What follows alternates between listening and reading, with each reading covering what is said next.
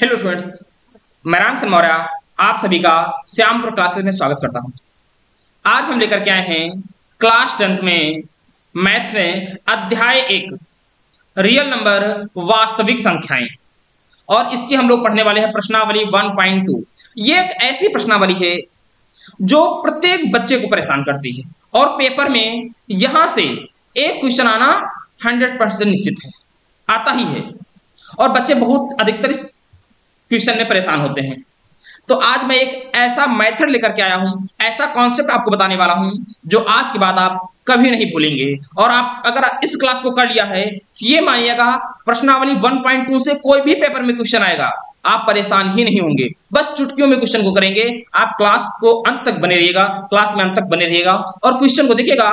मैं बहुत जल्द ही एक ग्रुप ऐसा बनाने वाला हूं, ठीक है, टेलीग्राम पर, जहां पर आपको इस क्लास की प्रत्येक दिन पीडीएफ भी मिल जाएगी, ठीक है ना, बहुत जल्दी। तो अभी मैं आपको बताऊंगा, जो लोग पहली बार चैनल पर आए हुए हैं आप सभी लोग जाइएगा, चैनल को सब्सक्राइब कर लीजिएगा, वीडियो को लाइक कर देना, एक अच्छा सा कमेंट करना कि आपको क्लासें कैसे लग रही है, ठीक है ना। मैं प्रत्येक दिन आपको शाम 8 बजे मिलूंगा लाइव क्लास के साथ, ठीक है दोस्त। चलिएगा क्लास को स्टार्ट करते हैं। और आज का पहला क्वेश्चन क्या है, क्या कह रहा है, देखिएगा। कह रहा है सिद्ध कीजिए, क्या कह रहा है, सिद्ध कीजिए कि √5 एक अपरिमेय संख्या है। देखो यहां सिद्ध करना है √5 एक अपरिमेय संख्या है, तो यहां पर कुछ हमें मानना पड़ेगा अपनी तरह से। कल्पना करिएगा, अपरिमेय संख्या के बारे में थोड़ा सा मैं बता रहा हूं। मान लीजिए मैं कह दूं ये एक मार्क पेन है रियल में क्या ये पेन है, आपसे कह दिया जाए ये एक पेन है, पर मैं कह दूं, कल्पना कर लीजिएगा, मान लीजिएगा कि यह एक मार्कर है, और फिर आप मार्कर की थ्योरी को प्रूफ करना प्रारंभ कर दे, और ये मार्कर की थ्योरी में मार्कर ना प्रूफ हो, इसका मतलब क्या होगा, ये पेन ही होगा। भाई आपने मार्कर माना, प्रूफ करना प्रारंभ कर दिया और प्रूफ नहीं कर पाए, इसका मतलब ये क्या है, एक पेन होगा। वैसे ही √5 को मैं मान लूंगा एक परिमेय संख्या है, और फिर इसको मैं क्या करता हूं, प्रूफ करता हूं। चलिएगा, ठीक है ना। चलो कल्पना करते हैं माना की। कल्पना क्या है, दिमाग में लगाना, कल्पना कौन है, कल्पना मतलब माना, ठीक है। तुमने बहुत मजा किया। चलो सोल्यूशन में देखिएगा भैया क्या करते हैं। सोल्यूशन माना या कहते कल्पना किया, ठीक है। लिखिए आप लोग साथ में मेरे लिखेंगे, कल्पना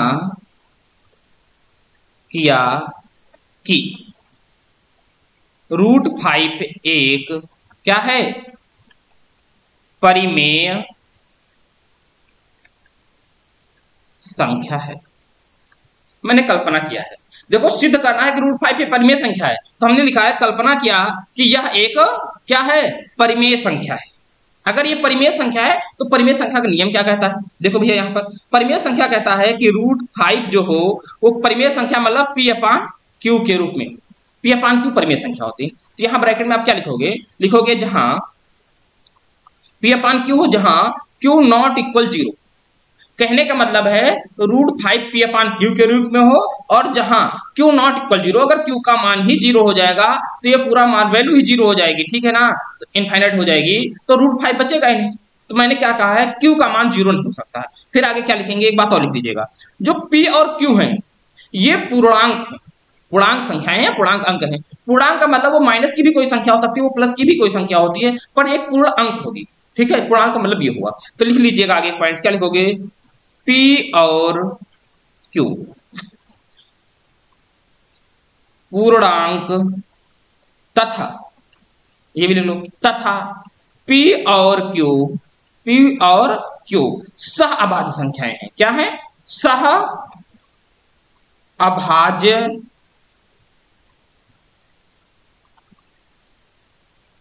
संख्याएं हैं। अच्छा, सह अभाज्य संख्याएं का मतलब क्या होता है, अगर मैं आपसे कह दूं तो समझो, अगर मैं कह दूं कि कोई 2/6 सह अभाज्य संख्या है, तो 2/3 को अगर मैं बताऊं ये सह अभाज्य संख्या है, तो कैसे कह सकते हो, ये परिमेय संख्या है। अगर परिमेय संख्या P/Q के रूप में मान लो लिखा, थोड़ी देर के लिए समझिए मेरी बात को। देखो जब तक आप कॉन्सेप्ट को नहीं समझेंगे, मैं आऊं और खटाक से 2 लाइन में लिखवा दूं और चला जाऊं, क्या समझ में आएगा, आप छाप लोगे। आप समझिएगा कॉन्सेप्ट को, 5 मिनट जरूर लगेंगे इस क्लास में, ठीक है, इस क्वेश्चन में, पर क्वेश्चन जब आ जाएगा, दो खोपड़ी में घुस जाएगा ना, भर जाएगा, तो कभी भूलोगे नहीं। तो मान लीजिएगा P/Q को परिमेय मान रहा हूं, तो P/Q मान लो एक 2/6 होगी, तो इससे पहले छोटा कर लेता हूं, 2 ही करना, 2×3 6, 1/3 आया। अगर ये सह अभाज्य संख्या होने का मतलब होता है इनका जो HCF हो वो क्या हो, 1 हो।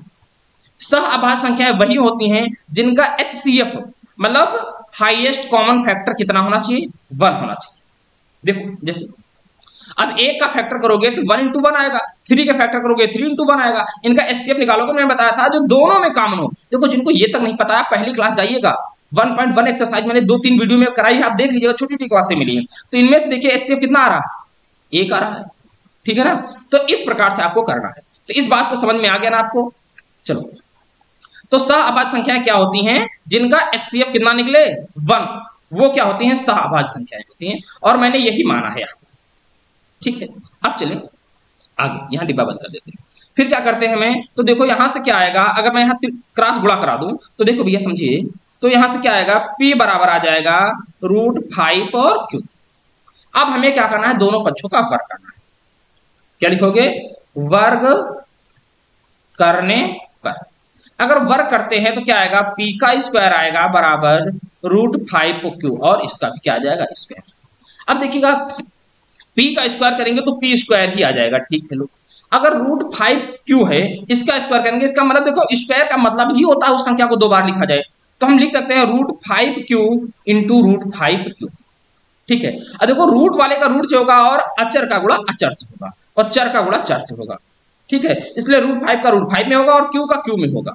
तो √5 का √5 में कराएंगे तो रूट के अंदर कितना आएगा, 25 आ जाएगा, ठीक है। और Q की घात क्या, देखो यहाँ घात 1 है, यहाँ की घात 1 है, ठीक है ना। ये अब इनको करेंगे तो Q की घात कितनी आ जाएगी, 2 आ जाएगी। अब √5 देखो रूट के अंदर 25 है तो बाहर कितना आएगा, 5 आ जाएगा, और Q स्क्वायर, ठीक है ना। इतनी कॉमन बात है। तो कहेंगे सर इतने में क्या था, लेकिन ये उन लोगों के लिए था जिनका कैलकुलेशन सबसे वीक है, ठीक है ना। चलो, तो यहां से क्या आएगा, यहां से आ जाएगा 5Q स्क्वायर। तो देखो निकल क्या आया, P स्क्वायर बराबर 5Q स्क्वायर। अच्छा, इससे क्या आपको साबित हो रहा है, क्या इससे आप समझ पा रहे हैं कि P स्क्वायर बराबर 5Q स्क्वायर है। इसका मतलब अगर मैं आपसे कह दूं, यहां पर देखिए इधर लिख रहा हूं, ठीक है। अगर मैं आपसे यहां कह दूं कि यहां से आप Q स्क्वायर का मान निकालो, तो क्या कहेंगे, तो कहोगे सर जी कि P square upon 5 equal Q square. इसका मतलब क्या हो रहा है, इसको आप देख करके क्या आपको लग रहा है, इसका मतलब जो P स्क्वायर वो 5 से क्या है, भाजित है। इधर लिखोगे ब्रैकेट में, यहां लिख दीजिएगा। इसे समीकरण 1 बनाइए, पहले क्या करोगे, इसे समीकरण 1 बना देना। तो नीचे लिखोगे आप समीकरण 1 में लिखोगे, जहां समीकरण 1 ऐसे, समीकरण 1 जहां P स्क्वायर कामा 5 से क्या है, विभाजित है, 5 से क्या है, विभाजित है। इसलिए P भी 5 से क्या होगा, विभाजित होगा। इसका मतलब क्या है, अगर मैं आपसे कह दूं कि P स्क्वायर 5 से विभाजित है, इसका मतलब P भी 5 से क्या होगा, विभाजित होगा। इतनी बात समझ में आई ना। चलो अब चलते हैं, एक पॉइंट को और समझना होगा आपको, ठीक है। आगे चल लेते हैं। चल दूसरा है ना, 1 मिनट थोड़ा सा यहां पकड़ते हैं, इसको हटा देते हैं।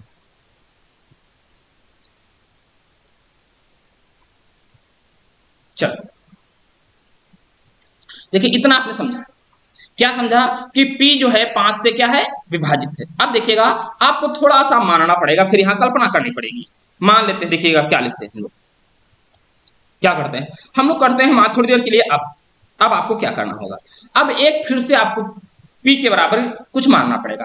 अब क्या करते हैं हम, P बराबर एक 5M मान लेते हैं। देखो इस बात को समझो फिर से मेरी बात को, ठीक है। रखने पर ये P बराबर 5P कहां से, 5M कहां से आ रहा, देखो M तो कोई चर है, कुछ भी मान लो आप, क्या मान लो, P के X मान सकते हो, Y मान सकते हो, पर देखिएगा अच्छा P बराबर 5M ही क्यों माना, सर कहते 3M क्यों नहीं मान सकते। देखो मेरी बात को सोचो, जो क्वेश्चन था उसने क्या कहा था कि √5, उसने क्या कहा था, √5 एक परिमेय संख्या, भी कह देता √3 एक परिमेय संख्या है, तो आप यहाँ P बराबर क्या मान लेते, √3M मानते, मतलब P बराबर क्या मानते आप, 3M मानते, अगर कह देगा √2 एक अपरिमेय संख्या प्रूव करिएगा तो यहाँ 2m मानेंगे। इस बात को ध्यान रखना। अगर कह देगा 7 मतलब √7 को सिद्ध करिएगा अपरिमेय संख्या है तो आप यहाँ p बराबर क्या मानेंगे 7m मानेंगे। इतना समझिएगा सर जी ऐसा क्यों कर रहे हैं, थोड़ा सा आगे आइएगा देखिएगा, उसके बाद मैं आपको समझाऊंगा ऐसा क्यों कर रहे हैं। थोड़ी देर के लिए मान लीजिएगा कि p बराबर मैंने क्या मान लिया 5m माना। अब यहाँ पर रखते हैं, ठीक है ना, p बराबर यहाँ पर 5m रखते हैं समीकरण 1 में, ठीक है। चलो समीकरण 1 रखते हैं, p स्क्वायर बराबर 5 क्यों था यहाँ पर रख देते हैं। चलो देखो आपको मालूम है क्या कि p स्क्वायर बराबर क्या था 5q स्क्वायर। अब p की जगह पर मैं रख देता हूँ 5m तो आ जाएगा 5m स्क्वायर बराबर 5q स्क्वायर। तो यहां से कितना आ जाएगा, यहां से 25m स्क्वायर बराबर 5q स्क्वायर। यहां से q स्क्वायर निकालेंगे तो 5 अपान में आएगा, या ऐसे क्रॉस कर दीजिए 1, यहाँ क्या आएगा 5 आएगा। तो यहाँ गया 5m स्क्वायर बराबर q स्क्वायर। अगर मैं आपसे कहूं इसका मतलब देखो क्या निकल रहा है, यहां से m स्क्वायर बराबर क्या आएगा q स्क्वायर अपान 5। इसे क्वेश्चन नंबर 2 बना दो। अभी एक बात आपने समझी, जो p था वो कितने से डिवाइड हो रहा था, विभाजित था 5 से। अब यहां पर भी देखिएगा समीकरण 1 2 से क्या लिखेंगे आप, थोड़ी बात समझिए, वही बात फिर यहां पर आप लिखेंगे समीकरण 2 से। क्या समीकरण 2 से लिखेंगे q स्क्वायर 5 से क्या है विभाजित है, इसलिए q भी, एक मिनट ये क्यों है भैया, इसलिए q भी 5 से क्या होगा विभाजित होगा। एक बात समझ में आई आपको, p भी 5 से विभाजित है और q भी 5 से विभाजित है। जबकि हमें देखिए यहां पर अगर आप देखें मैंने p और q को क्या माना था, p और q को परिमेय संख्या माना था। p अपान q में हमने बताया था इनका जो HCF हो, HCF कितना आना चाहिए 1, क्योंकि ये सहअभाज्य संख्याएं हैं। और यहां पर देखिएगा q में भी p भी 5 से विभाजित है और q भी 5 से विभाजित है। इसका मतलब क्या हो रहा है, दोनों का HCF जो है कितना है वो 5 है, ठीक है ना। हमने क्या बताया था परिमेय संख्या तभी होगी जब उनका HCF कितना हो 1। इसका मतलब क्या निकल रहा है, तो नीचे आप लिखेंगे क्या समझो, फिर देखिएगा इसके नीचे आपको लिखना क्या, इस बात को समझिएगा। लिखिएगा आप क्या लिखेंगे, आप लिखेंगे समीकरण 1 व समीकरण 1 व 2, समीकरण 1 व समीकरण 2 में क्या हो रहा है HCF कितना निकल रहा है नॉट इक्वल 1। समीकरण 1 व समीकरण 2, समीकरण 1 वो थी पहले और समीकरण 2 ये, इन दोनों में इस नियम जो मैं थ्योरी में लिखाया थ्योरिकल में, इन दोनों को आप समझेंगे तो इनका जो HCF निकल रहा है 5 निकल रहा है। तो कहने का मतलब है समीकरण 1 व समीकरण 2 में जो HCF है नॉट इक्वल 1 है, कहने का मतलब 1 के बराबर नहीं है। तो हम क्या लिख सकते हैं, इसलिए नहीं है, इसलिए हमारी कल्पना,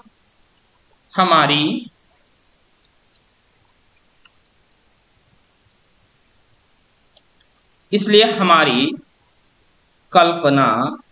हमारी कल्पना क्या है गलत है। क्यों, हमने p अपान q को परिमेय माना था भाई, तो परिमेय में होना चाहिए था तो मासा 1 होना चाहिए था। HCF निकला कितना है 5 निकला है, इसका मतलब हमारी कल्पना क्या है, इसलिए हमारी कल्पना गलत है। इससे सिद्ध होता है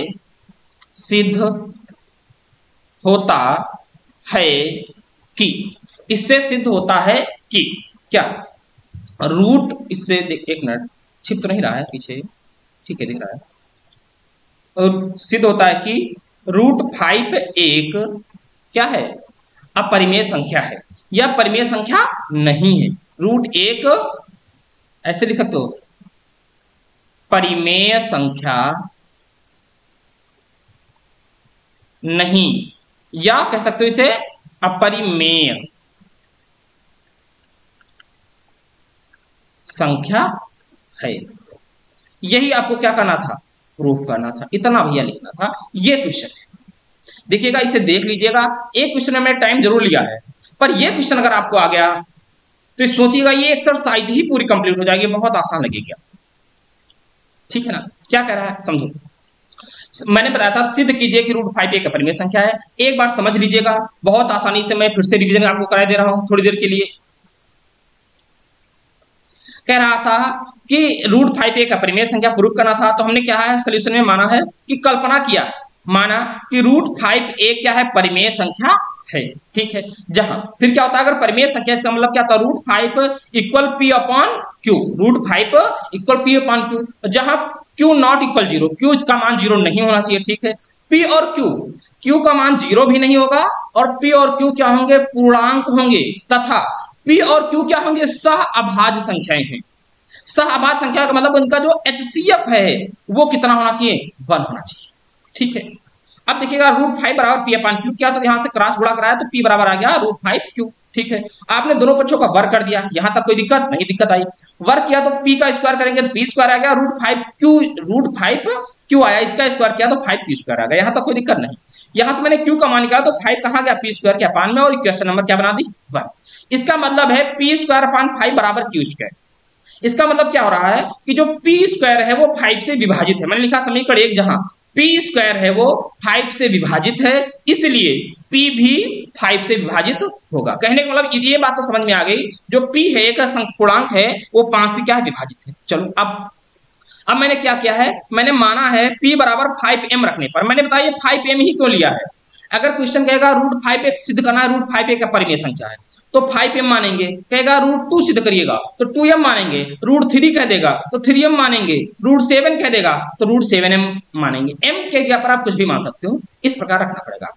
ठीक है, फिर देखो मैंने यहाँ क्या कर दिया, फिर से क्या किया है वर्ग करने पर लिख लीजिएगा, वर्ग करने पर तो p का स्क्वायर p स्क्वायर आ गया बराबर 5 का स्क्वायर कितना आया नहीं, अच्छा ठीक है वर्ग नहीं किया भैया, 1 मिनट।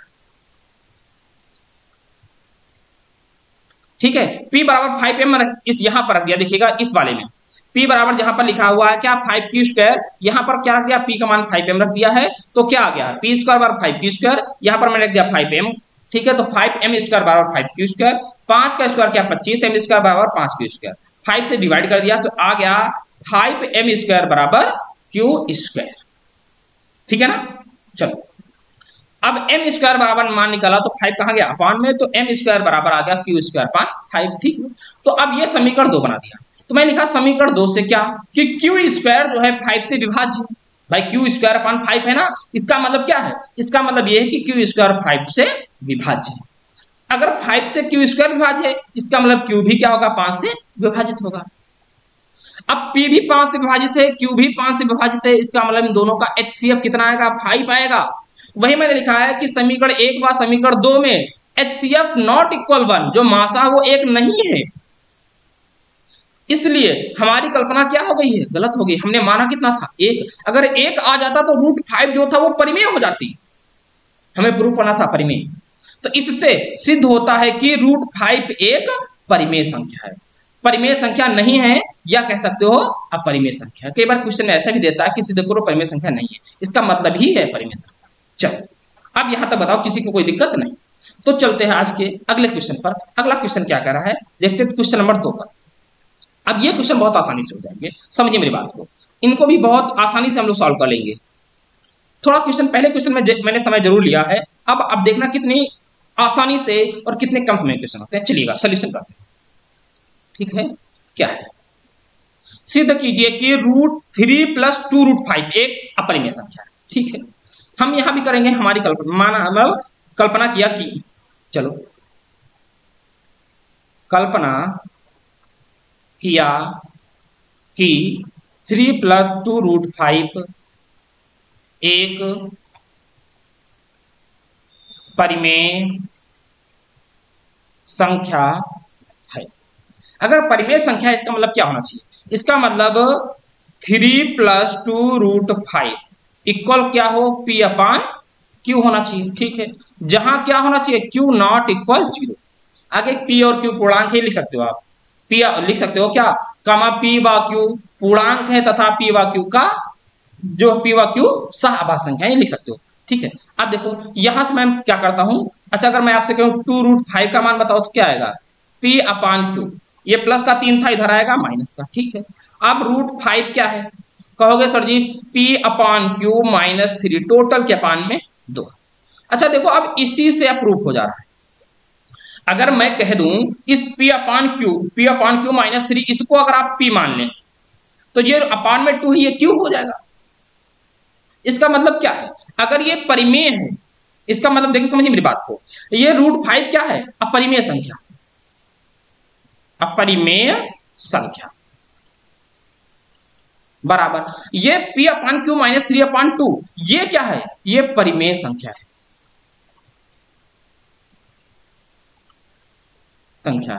जो क्या है, जो असंभव है, जो असंभव है। कहने का मतलब अपरिमेय संख्या बराबर परिमेय संख्या कभी हो ही नहीं सकता, जो क्या है, असंभव है, कभी नहीं हो सकता है। अगर परिमेय संख्या और अपरिमेय संख्या असंभव है तो इससे अब क्या करोगे, आगे यहां से क्या निकल के आ रहा है, लिखोगे अतः, क्या लिखोगे, अतः। अब यहां आगे कुछ सॉल्व करने की आवश्यकता नहीं है भाई, ये अपरिमेय है, ये परिमेय भाई, अपान में Q नॉट इक्वल 0 और Q का मान कितना हो गया, Q का मान कितना हो गया है, 2। ठीक है, तो नीचे लिखोगे अतः हमारी कल्पना क्या है, गलत है। क्यों, क्योंकि अपरिमेय संख्या बराबर परिमेय संख्या हो रहा है यहां पर, ये कभी हो ही नहीं सकता, असंभव है। अतः हमारी कल्पना क्या है, गलत है। क्या लिखोगे इससे सिद्ध होता है कि 3 + 2√5 एक क्या है, अपरिमेय संख्या है। यही आपको क्या करना था भैया, प्रूव करना था, यही आपका आंसर है। लो अब बताओ, कोई दिक्कत यहां तक? इस प्रकार से क्वेश्चन को करना है। कितना सॉल्व हो गया, पहले क्वेश्चन को आपने बहुत आसानी से समझा, इसीलिए क्वेश्चन समझ में आया। अगर पहला क्वेश्चन आपने इतनी आसानी से ना समझा होता तो शायद ये क्वेश्चन इतनी आसानी से समझ में ना आता। चलो अब क्वेश्चन नंबर चलते हैं आगे। क्वेश्चन नंबर तीसरा क्या कह रहा है, तीसरा कह रहा है सिद्ध, देखो यहां पर कई क्वेश्चन है। क्वेश्चन नंबर तीसरे में सिद्ध कीजिए कि निम्नलिखित संख्याएं अपरिमेय है। आपको पहला क्वेश्चन क्या है, 1/√2, √5 और 6 + √2। देखो √5 वाला जो था ना, एक मिनट, यहाँ √5 के साथ √5 नहीं है, यहाँ भी 7 भी है, यहाँ 7√5 है। क्या है, 7√5, क्या है भैया, 7√5 है। चलिए कोई बात नहीं, तो हम लोग एक क्वेश्चन पहले सॉल्व करते हैं, पहला वाला ए पार्ट करते हैं कि 1/√2 सिद्ध करना है कि अपरिमेय संख्या है। ठीक है, 1/√2 सिद्ध करना है अपरिमेय संख्या है। तो कैसे करते हैं, यहां भी मानेंगे भाई हमारी कल्पना, भैया कल्पना क्या की, चलो कल्पना किया कि 1/√2 एक परिमेय संख्या है। अगर परिमेय संख्या, इसका मतलब 1/√2 बराबर 1/√2 बराबर क्या हो जाएगा, P/Q लिख दोगे, जहां Q नॉट इक्वल 0। अब यहां से क्या कराओगे आप, थोड़ा सा इन संख्याओं को उलट दीजिएगा। इसका उलट देंगे तो क्या आएगा, √2 बराबर Q/P आ जाएगा। ठीक है, अब देखो ये क्या है, √2, ये कहेंगे आप अपरिमेय संख्या है, अपरिमेय संख्या है। और Q/P क्या है, परिमेय संख्या, परिमेय संख्या। तो अब देखो यहीं पर, यहां पर भी है, अगर अपरिमेय संख्या पर परिमेय संख्या है, जो क्या है, जो असंभव है, जो क्या है, असंभव है, तो नीचे लिखोगे अतः हमारी कल्पना गलत है, अतः हमारी कल्पना गलत है, अतः हमारी कल्पना गलत है। इससे सिद्ध होता है, इससे सिद्ध होता है कि 1/√2 एक क्या है, अपरिमेय संख्या है। ये लो, यही तो आपको क्या करना था, प्रूफ करना था। बताओ कोई दिक्कत नहीं। चल क्वेश्चन इसका बी पार्ट करते हैं। कौन सा पार्ट करते हैं, बी पार्ट करते हैं।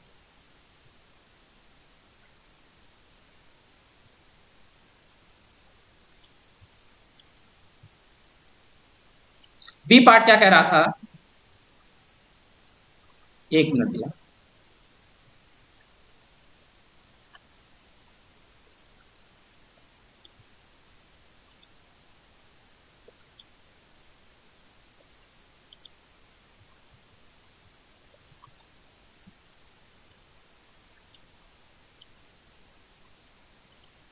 चलो बी पार्ट क्या कह रहा है भैया, देखो क्या था, √7 नहीं 7√5, इसको प्रूव करना है आपको, क्या है कि अपरिमेय है। इसको भी इसी प्रकार करिएगा, बहुत आसानी से हो जाएगा। क्या, देखो भैया ये सारे ऐसे लगे जैसे क्वेश्चन नंबर 2 सेकंड लगवाया है मैंने, क्या हमारी या कल्पना, ऐसे लिखो, क्या कल्पना किया कि 7√5 एक परिमेय संख्या है, तो क्या होगा, तो 7√5 बराबर क्या होगा, P/Q। जहां क्या लिखोगे आप, जहां Q नॉट इक्वल 0, आगे लिख सकते हो क्या P/Q पूर्णांक है तथा P/Q एक सहाभाज्य संख्या है, इतना आप लोग लिख लेंगे। चलो अब यहां से √5 बराबर क्या आएगा, आएगा P/7Q। अच्छा अब देखो यहीं से प्रूफ हो गया, अब ज्यादा आपको करने की आवश्यकता नहीं है। जो P है वो 7Q से डिवाइड है, इसका मतलब क्या है, P और Q का जो HCF होगा वो 7 होगा, जबकि होना कितना चाहिए, एक।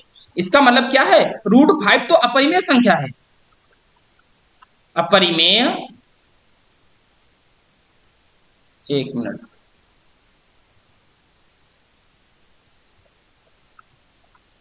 अपरिमेय संख्या बराबर, ये क्या है, परिमेय संख्या है, परिमेय संख्या। तो अपरिमेय संख्या बराबर परिमेय संख्या जो असंभव है, जो असंभव है, तो लिख सकते हो अतः हमारी कल्पना गलत है,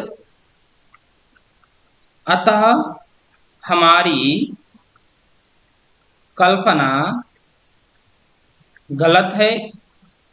इससे यह सिद्ध होता है, इससे यह सिद्ध होता है कि, इससे यह सिद्ध होता है कि 7√5 एक क्या है, अपरिमेय संख्या है, अपरिमेय संख्या है, ठीक है ना, समझ में आया, यही आपको प्रूव करना था, कितना आसान।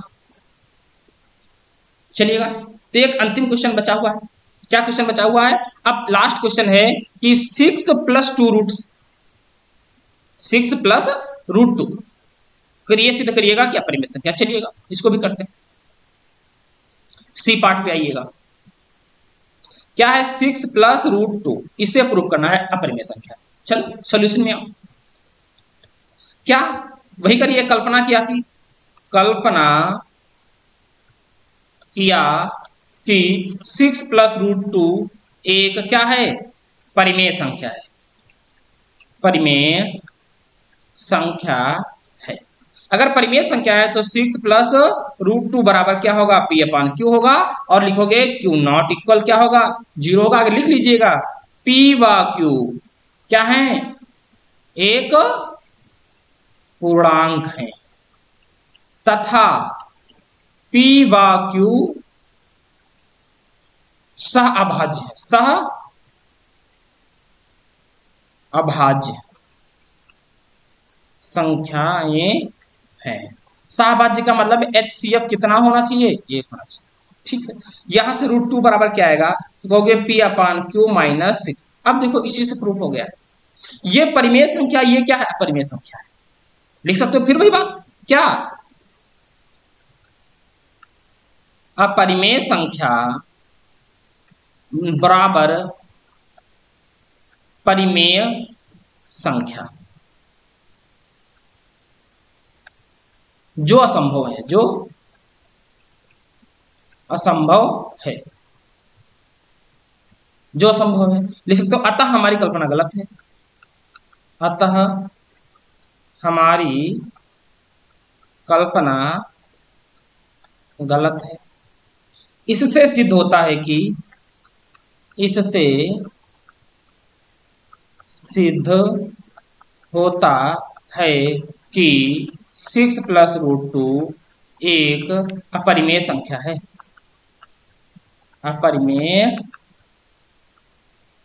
संख्या है। यही आपको क्या करना था, प्रूव करना था। अब बताओ, ये पूरी एक्सरसाइज कंप्लीट हो गई है। देखो ठीक है, बी हो गया, सी हो गया, ए हो गया, ठीक है। ये क्वेश्चन नंबर 2 था। और क्वेश्चन नंबर, देखो पेपर की दृष्टि से जो महत्वपूर्ण क्वेश्चन है वो क्वेश्चन नंबर 1 और क्वेश्चन नंबर 2, ये दो क्वेश्चन इस टाइप के आ जाएंगे। और तीसरे का सी पार्ट, ये क्वेश्चन आप 3 कर लीजिएगा। पेपर में आपको इन्हीं में से फंस जाएगा जो भी क्वेश्चन आना है, अलग से कोई भी क्वेश्चन नहीं आएगा, ये समझिएगा, ठीक है ना। अब बताओ ये क्लास आपको कैसी लगी। यदि क्लास अच्छी लगी है तो सभी लोग एक अच्छा सा कमेंट करिएगा। इसी प्रकार हम डे बाय डे प्रत्येक दिन शाम को 8 बजे मिलेंगे लाइव क्लास में और महत्वपूर्ण सेशन के साथ, महत्वपूर्ण क्लास के साथ। आज मैंने 1.2 एक्सरसाइज कंप्लीट करा दी है। कल से हम लोग अध्याय 2 पढ़ना शुरू करेंगे। कौन सा? कल से पढ़ेंगे हम लोग अध्याय 2। अध्याय 2 में है क्या? अध्याय 2 में देखिएगा, कल से जो क्लासें मिलेंगी वो भी आपको क्रमानुसार मिलेंगी। अध्याय 2 में हम लोग पढ़ेंगे बहुपद, पॉलिनोमियल, ठीक है ना। चलिएगा, तो आज की क्लास को यहीं पर समाप्त करते हैं, फिर मिलते हैं अगली क्लास में। तब तक के लिए दोस्तों, जय हिंद, जय भारत,